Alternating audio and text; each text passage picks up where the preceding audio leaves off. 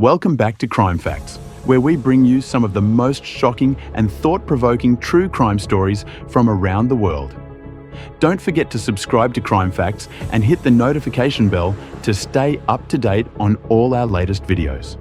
Today, we're diving into the heartbreaking case of Laken Riley, a tragic murder that has sparked national debates and left a community shattered. Let's take a closer look at this disturbing case and the aftermath that has captured the attention of the world. Laken Hope Riley was just 22 years old when her life was tragically cut short on February 22, 2024. A nursing student at Augusta University, Laken was a vibrant, promising young woman with a bright future ahead of her. Her family and friends described her as caring, driven, and passionate. She was a member of the Alpha Chi Omega sorority, and she had a deep love for cross-country running, a sport she had been involved in since her high school days at River Ridge in Woodstock, Georgia. On the morning of February 22nd, Laken went for an early jog at the University of Georgia, where she was studying. She ran alone, as she often did. Little did she know, this would be the last time she would ever return home. Her body was discovered just hours later in Oconee Forest Park, a wooded area behind Lake Herrick on the university's campus. It was around 12:30 p.m. when her roommate reported Laken missing. By then, Laken had been violently attacked. Her phone, which she had been carrying with her during her jog, had automatically dialed 911 at 9:11 a.m., a haunting signal of her distress. Investigators later determined that Laken's death had been caused by blunt force trauma and asphyxiation. Police later described the murder as a crime of opportunity, suggesting that the killer had acted impulsively and alone. At the time of her death, there had not been a murder on the University of Georgia campus since 1983. This made Laken's death all the more shocking for the students and faculty who knew her.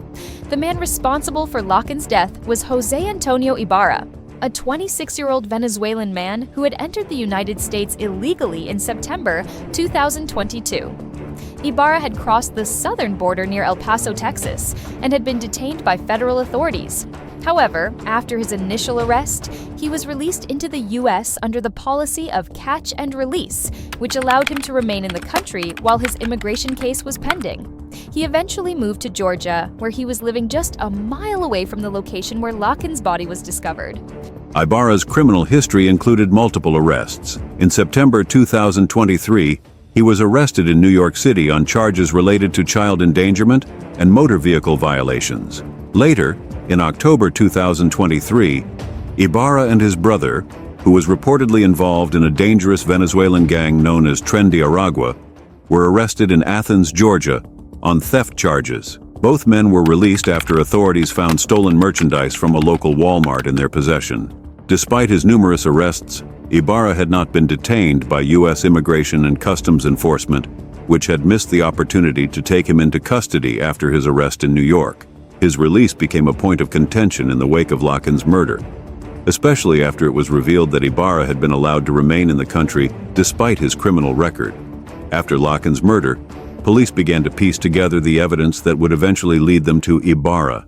A jacket with Laken's hair was discovered in a dumpster near Ibarra's apartment.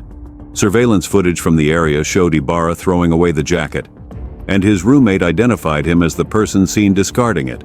During questioning, Ibarra's knuckles appeared to be bruised, and he had fresh scratches on his arms. These physical signs of a struggle were enough for the authorities to arrest Ibarra on murder charges. In May 2024, a grand jury indicted Ibarra on 10 charges, including felony murder, malice murder, false imprisonment, aggravated assault with intent to rape, kidnapping, hindering a 911 call, and concealing a death. Despite pleading not guilty to all charges, the evidence against him was overwhelming.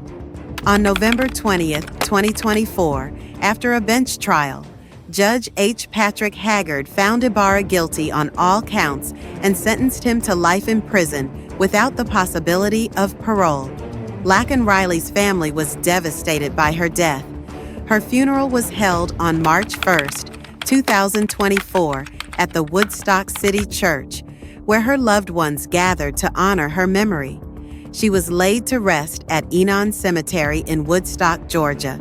In her honor, the Riley family began raising funds to establish the Laken Hope Riley Foundation, a charity that would support causes close to her heart. Laken's murder not only brought grief to her family and friends, but it also ignited a national debate about immigration policy in the United States.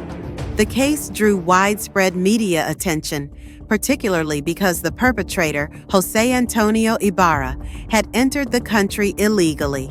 Critics argued that had he been detained by authorities when he was first arrested in New York or Georgia, Laken's death might have been prevented. President Joe Biden mentioned Laken Riley's murder during the 2024 State of the Union address, further fueling the debate over illegal immigration.